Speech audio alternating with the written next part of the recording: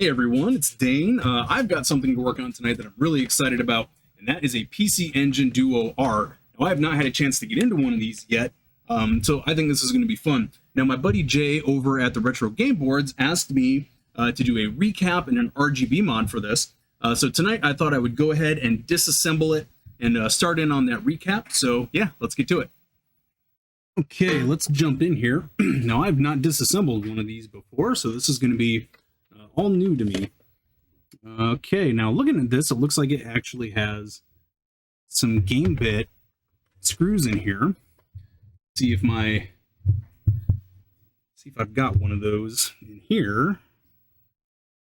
Okay, it doesn't look like I've got any in my teeth there. So let's see. I think I've got some over here. All right, here we are. Here's some game bits. Let's see if this is the right one. Nope, it's something a little smaller. Really hoping it's not one of the ones that is missing here. So size. Oh, that's a little too big too.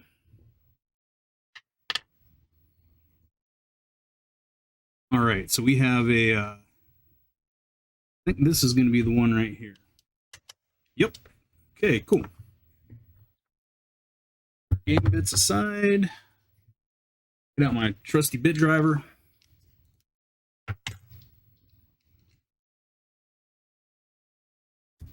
right, and we will get started.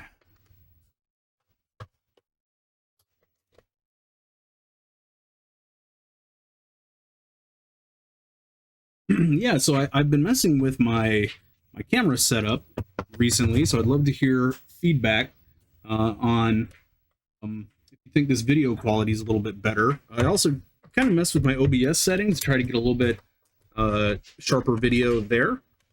So I'm hoping that we'll get a little bit cleaner video on this one. So please let me know what you think. Always happy to hear from you in the comments. Especially if you have any questions about this stuff, or if you just want to chat. I'm always happy to BS with you about retro games and tech and modding and electronics and all that stuff.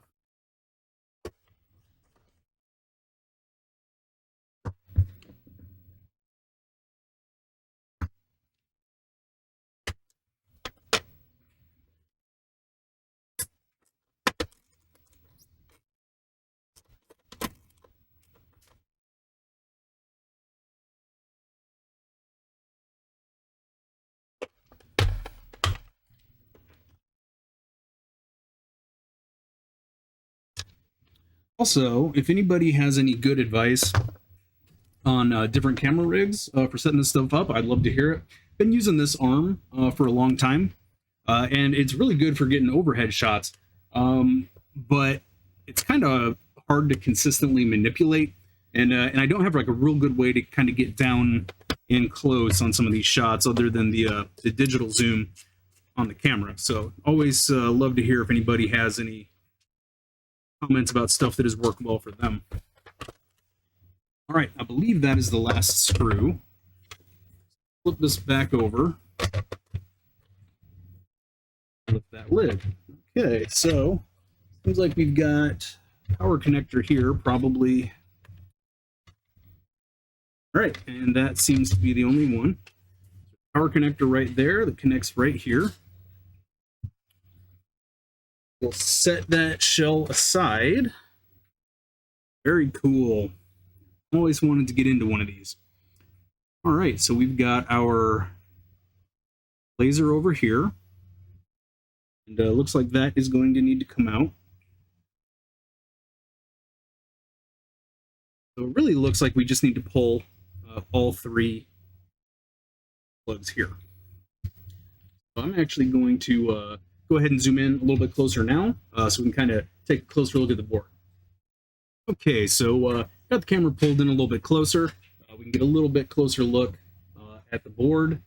Now this one actually looks really good. I don't see any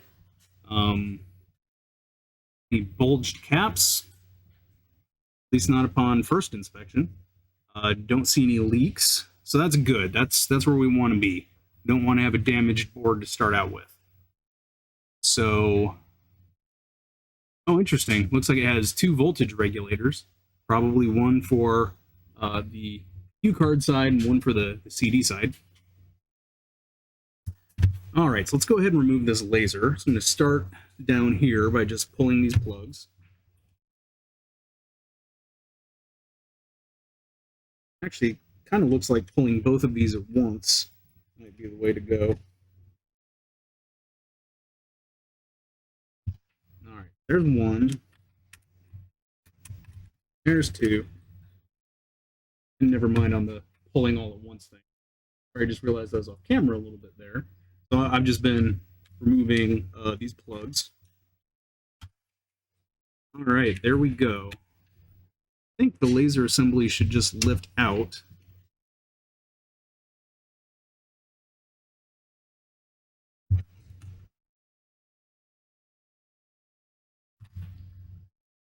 All right, and there is our laser assembly.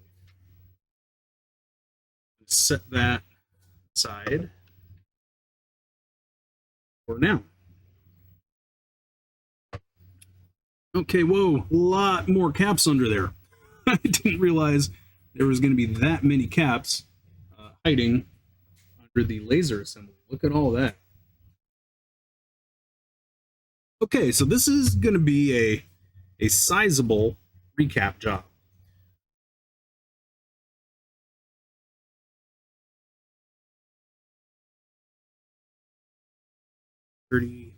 Yeah, I think there's somewhere in the neighborhood of 50 caps on here. Okay, got our fuse right here. This is just kind of cool. I'm just having fun taking a look at the board for a minute, just kind of seeing what all's in here. Looks like we have 2 7805 voltage regulators, a million caps. Here's our fuse. I believe this is the main chip here. When we do the RGB mod, I think we'll be mounting our RGB board here. And yeah, this is cool. All right, let's go ahead and pull our board. So we are going to switch bits.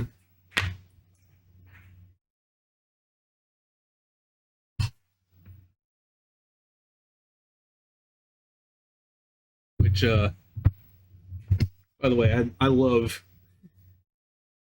this ridiculous bit holder that I found on Amazon the other day. I just thought that was hilarious.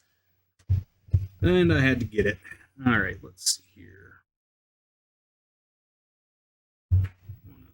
Quartz head. Go. Job done. It looks like the main board here is just kind of secured with just a handful of screws. So 1, 2, 3, and probably 5 on either side of our cartridge connector here, or cue card slot, that is. All right, let's get this main board out of here. So yeah, really disassembling this so far has not been that bad. It's definitely been worse getting into other things. I've definitely had a harder time with other consoles. I think so far the most difficult consoles to get into that I've worked on have been say the Wii was the hardest, probably followed by the GameCube. This is not too bad.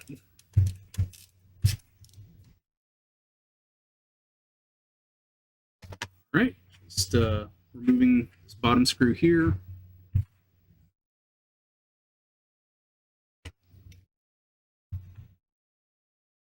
Go ahead and pull these cartridge slot.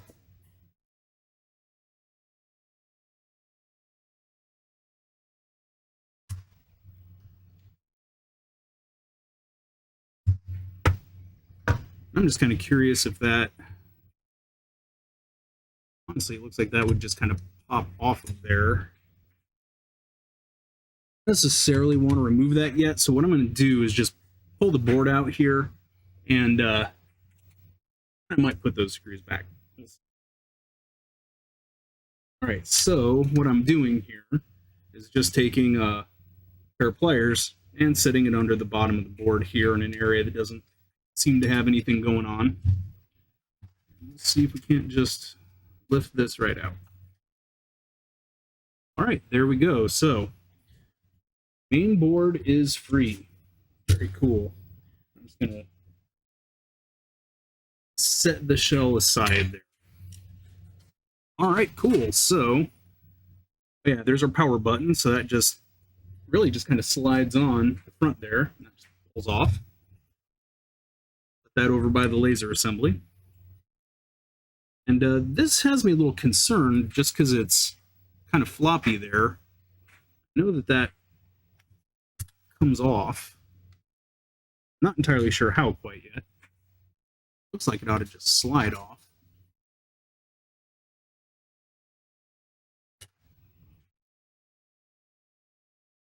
But really, I don't want to put any more pressure on this pin connector than I have to.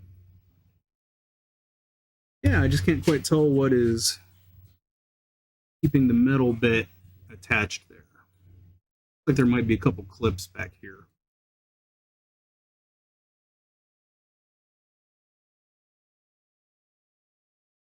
Well, truthfully, I don't really have to worry about that much. I don't really think it's going to come up while I'm working on this. Now, due to the sheer number of caps that are on this board, I think I'm going to do this the old-fashioned slow way. I'm going to mark all of these old caps and just, pick and replace kind of one by one. So yeah, got my Sharpie here. So let's go ahead and just start marking our caps. And these are all big power filter caps back here.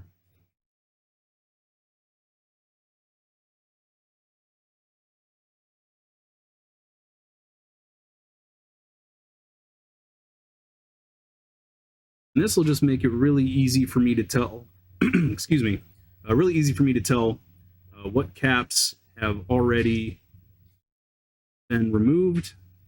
Well, they're not on there. You can tell they've been removed. But what caps are old and what caps are new as I'm working my way through this. There is just so many on here. And when you get familiar with a particular board, something like a Genesis 2 or definitely a Nintendo, I don't think there's anything wrong with just pulling all the caps and then referencing, like the Console 5 wiki that has really nice layouts where you can see where all the caps go. But this is so dense that I'm going to go one by one.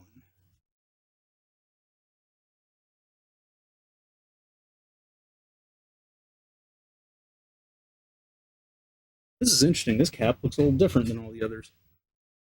I think the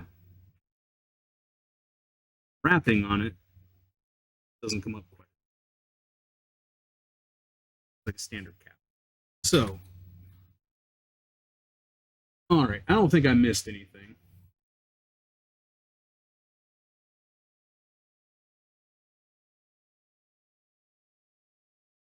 That should prevent me from losing my place. Oh, heck, I missed a row down here. There's just so many caps on this board. Guess I should have known, because this is what a cap kit looks like. So grab this bad boy from Console 5, and yeah, it is full of caps. There is a lot to replace in here. So yeah, I'm going to fire up my soldering iron and my solder vacuum, and we will get started on pulling our caps and recapping this thing. Okay, we are up to temperature, so let's go ahead and start pulling some caps. So you can see that we have two really big caps here. I think that's a good place to start. I'm kind of curious. The solder looks good. Well, I think usually it's just best practice to go ahead and re-wet those joints before you really get digging in. Just helps make sure that you don't pull any traces when you're working on stuff. So that's what we're going to do here. So I'm going to start right here. And now you can see on the back of this board, there's just a ton of components on the back side too. So we're going to need to be careful while we are working on this. It doesn't, look too bad or anything, but just something to be mindful of. Don't want to knock any tiny resistors or caps loose.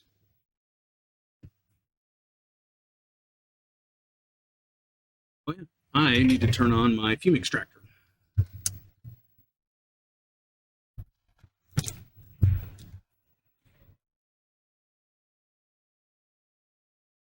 I do my best to try to keep that more or less out of the way here. Actually, let's try to zoom in just a little bit. Yep.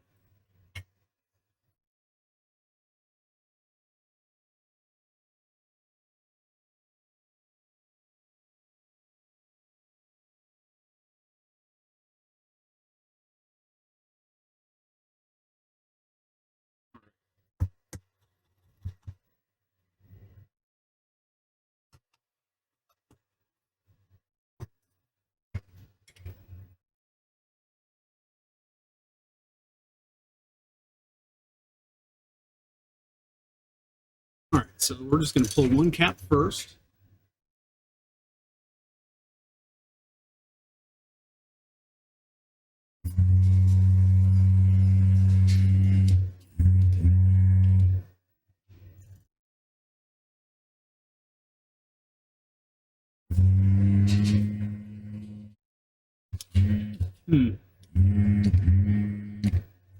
Seems like I might be having some issues with my soldering vacuum here. I recently cleaned out the chamber, and sometimes when you first get messing with it, it can have issues right afterwards.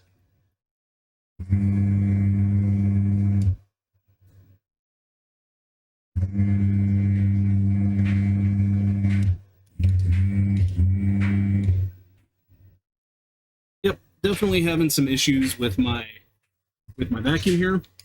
So I'm going to go mess with this a little bit and be right back. Okay, we're back. I think I got that working for now. It's probably going to give me problems till it kind of gets broken in again. I've found that every time I clean it, it's like that. So let's go ahead and pull this first cap. We're just going to really gently wiggle it. Go. And it looks like that is a 1000 microfarad 16 volt cap. And there you can see that we have our first cap. So yeah, I'm just going to be replacing these as we go.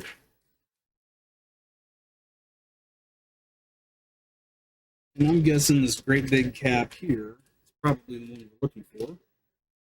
Is a 1000 microfarad 25 volt, so that'll do.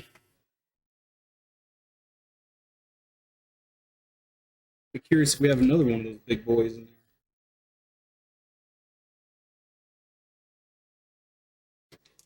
What we'll be doing next.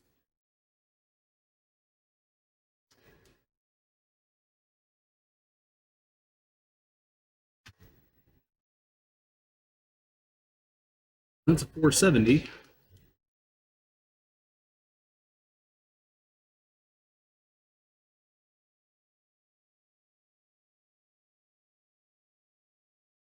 Huh, weird. I'm just not seeing another great big son of a gun in there. So we'll go ahead and replace this one.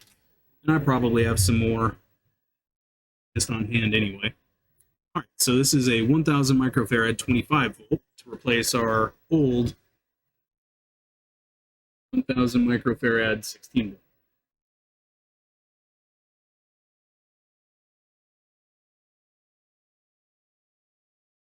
All right, so our negative side is facing the lower part of the board down towards the power switch. You can see indicated by this white stripe here. We're going to make sure that white stripe lines up.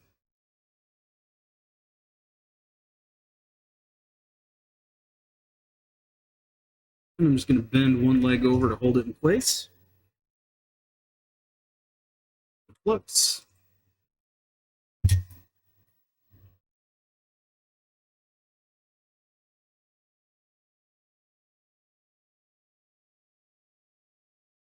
After I do that first leg, I like to flip the thing over and see if the cap is seated the way I like.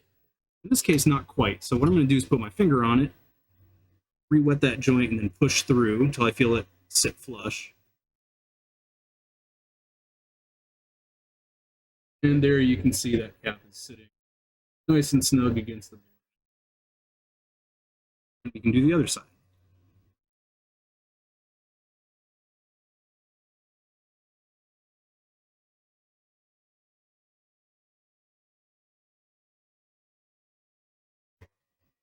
And we'll just snip those legs as we go. Keep everything nice and tight. All right, so there's our fresh joint and our fresh cap. There, it doesn't have a dot, so I know that that is a brand new cap. Go ahead and pull the next one. Hopefully my vacuum will work with me here.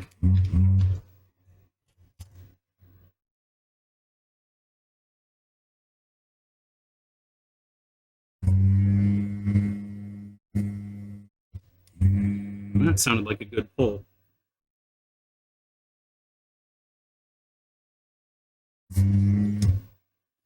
Not so much. I think the legs are bent, which, when they do that at the factory, makes it a real pain in the butt.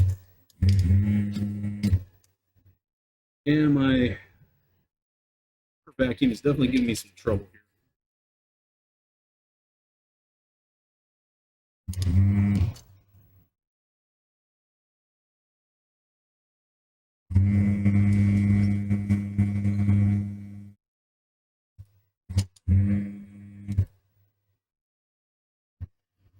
All right. That was a good pull. What I'm going to do to test it is just wiggle cap back and forth just a little bit. See if I can't get those legs moving.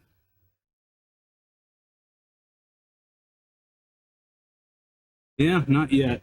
So that really didn't come clean for me. So I'm going to go mess with my vacuum some more. Hopefully I won't have to do this cut like a million more times. Okay, I messed with that a little bit more, and I think I got that one to pull. Loosen up. As you can see, those legs are starting to wiggle, so that should be good to pull out now.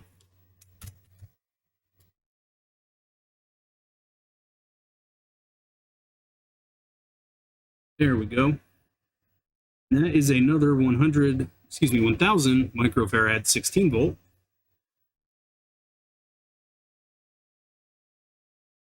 I need to find another one of those. There should be another one in my cap kit unless I stole it out for something else, which, to be fair, is possible.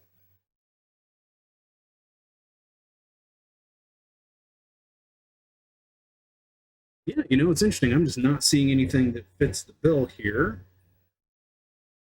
So I'm going to go do a little bit more hunting and see if I can't find a nice 1000 mic cap of my own. Oh yeah, look what I found. A whole bag of really nice audio grade caps. These are 1000 mic 25s. So that will be exactly what we need. Appears to be the same footprint too.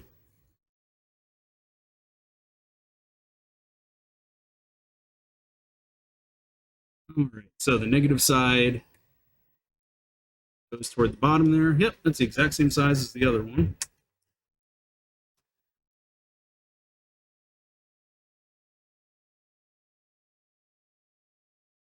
All right, so bending one leg to hold it in place, and I'm just going to tack one in for now. Flux on the board.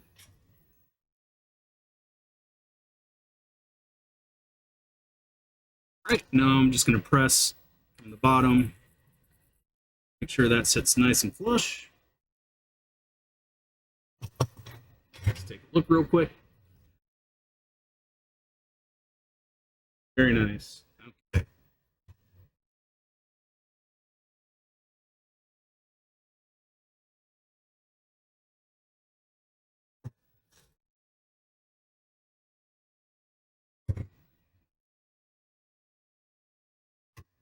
Okay, so that is going to be the process really for the rest of this board.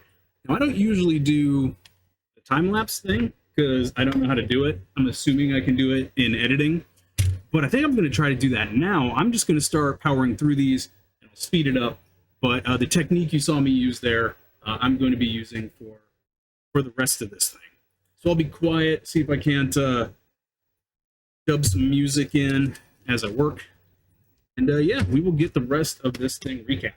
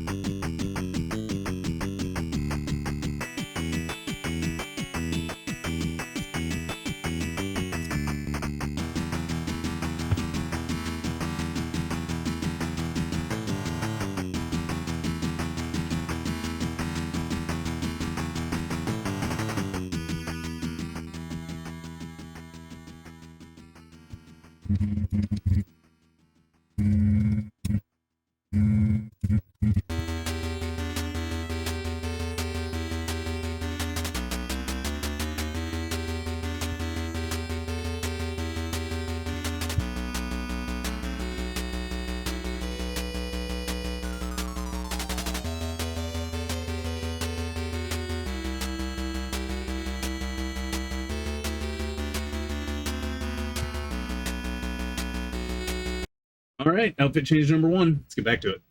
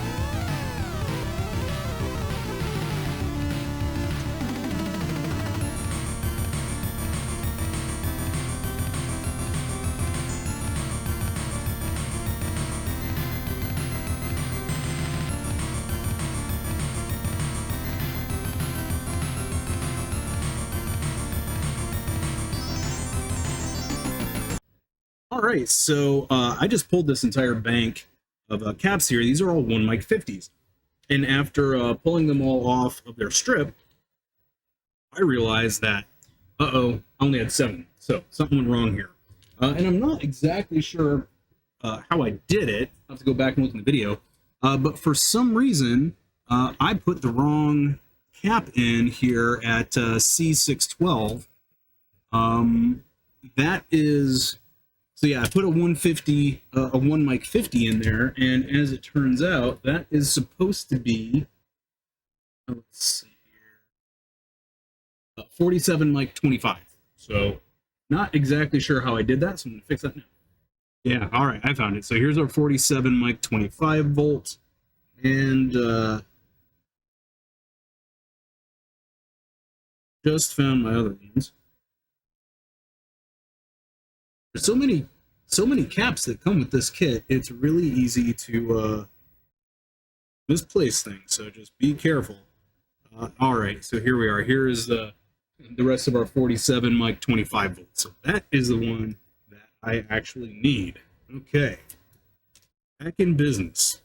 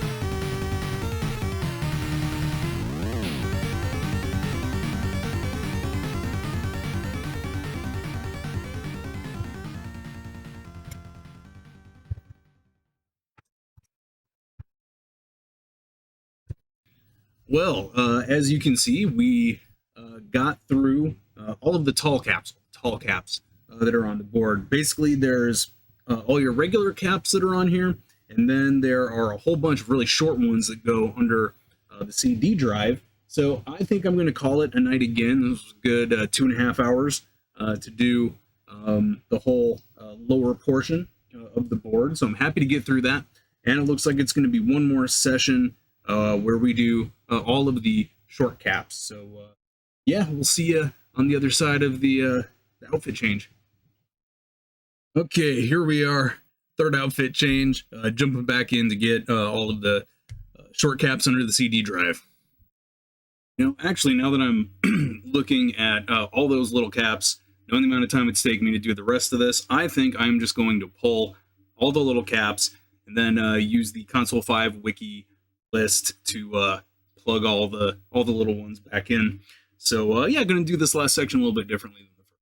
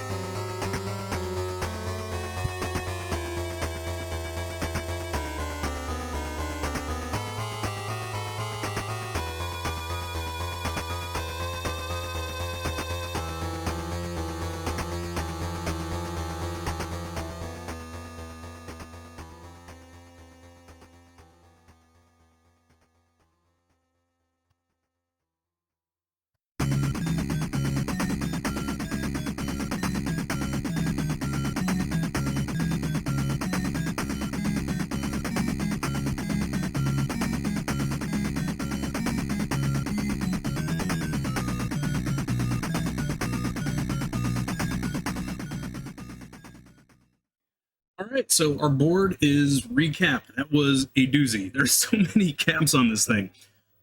So I will say this, having gotten to this point on the project now, is it's definitely easier to mark all your caps and just pull one and place one as you go.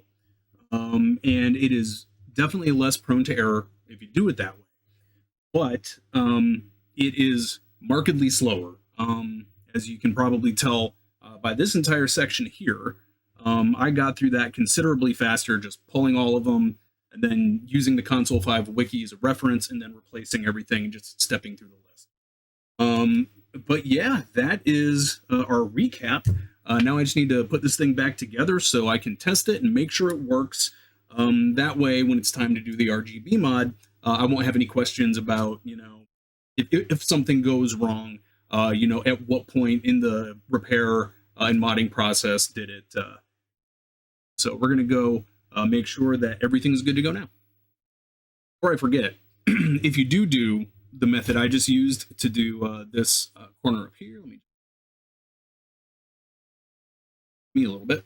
So if you do, use that method for up here, I will say that this section of 5 caps, it can be kind of confusing on the silk screen. I'm trying to figure out what is what.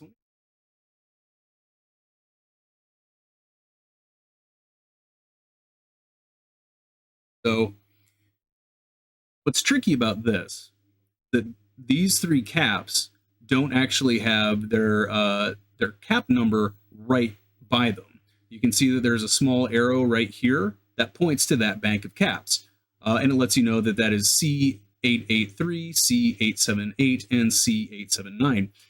Luckily, they're all the same cap. They are all those, where are they?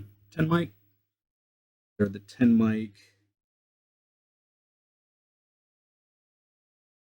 Yep, 10 mic, 25 volt caps. And same with these two here. These two are also a little bit tricky to find on the silk screen. If you hunt around for a minute, you'll definitely find them.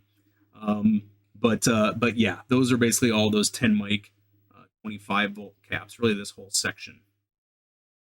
But yeah, so if you're working on that section that way, just really pay attention. It's there. Don't get ahead of yourself.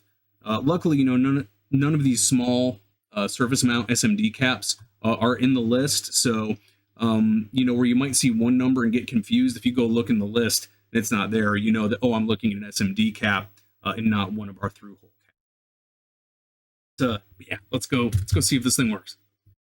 Okay, it's time for the moment of truth. You can see I had to bring over my really cool tiny 5-inch Trinitron PVM here. This is actually a really handy workbench monitor. It'll do composite. It will do RGB, so I can use it for testing anything. My big old RGB monitors over here can actually only do RGB, at least as it's set up through what I've got going here right now. So I can't really hook up to test composite stuff on that, but I can use my handy dandy little 5-inch CRT here. So anyway, we're all hooked up. Let's turn it on and see if it works. Oh yeah, there we go. All right, I think we're in business. This is kind of interesting, actually. When I first tested this system, when I got it, just to make sure that it worked, I noticed that the audio that was coming out of this was actually really quiet, at least from the cartridge side. It was actually fine from the CD side. But yeah, this is coming through loud and clear now. Yeah, that is great. So, yeah, there was definitely some components that were starting to not be so good on the cartridge audio side, for sure. But all right, so that is a successful test for the cartridge side. Let's go ahead and check out a disc-based game now. All right, I gotta go grab something.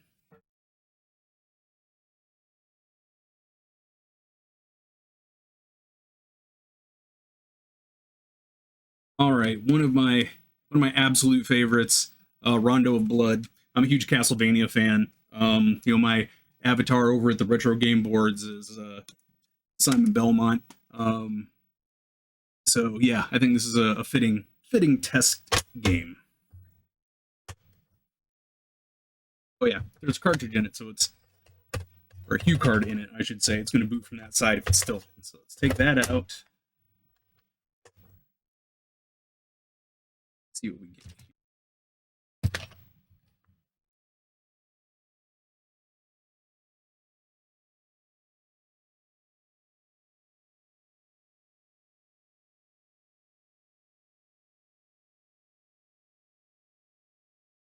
That's a little concerning.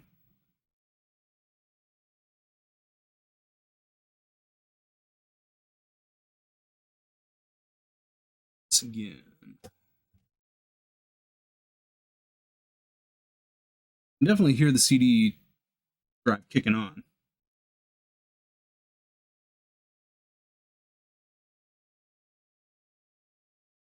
Ah, there we go. All right, cool.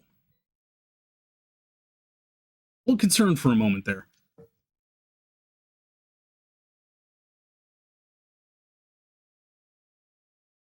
Got that inexplainable German voiceover at the beginning.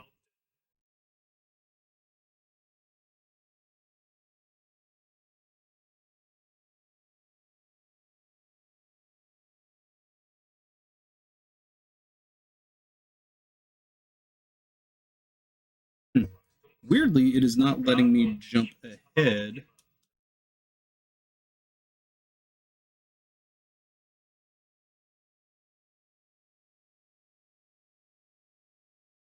That's just annoying. Wonder if it's wonder if it's like gonna make me watch the whole intro since I don't have a save file with this game already. That might be what's going on. However, it's cool. Plus, you get to see a CRT with vertical scan lines. That is one of the weirdest things about this little 5-inch monitor is actually it has vertical scan lines, unlike most CRTs that we got used to seeing horizontal scan lines on. This one is much closer to like a Game Gear screen. Actually, the Game Gear LCD. Now, granted, that was an LCD, but it sort of would have vertical jail bars when you played that. So this is a little bit closer to that, but it's actual scan lines.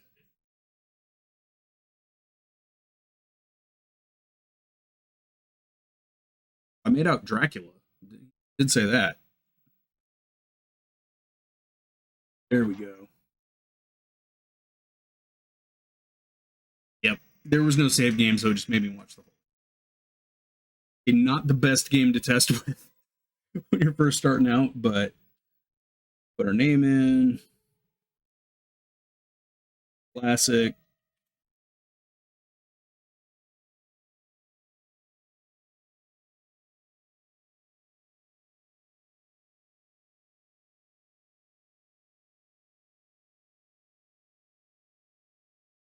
All right, let's check it out.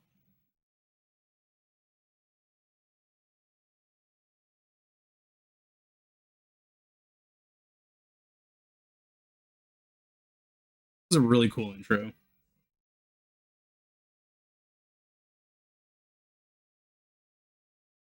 So I love that this little monitor has audio built in. It definitely makes just makes it a really handy bench tool. Now, I wouldn't mind getting one of the 8-inch PVMs too, just because.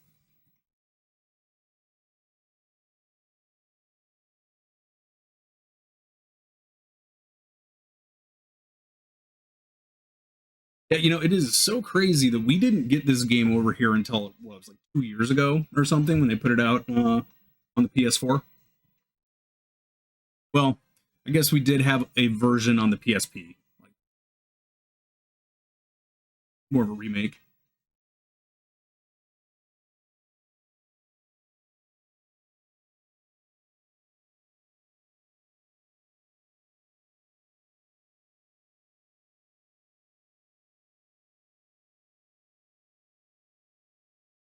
Yeah, I am really stoked that our recap went well. That is going to be a relief when we get into doing the actual RGB mod.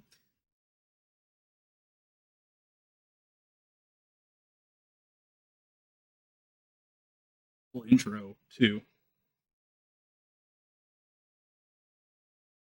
Or it doesn't. Let's turn that up a little bit.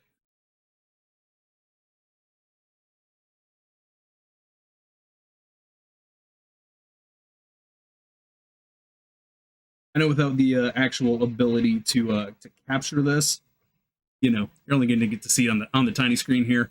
But I think we get the point across that the thing does work, both the CD side as well as the cartridge side. So yeah, I am really happy with that.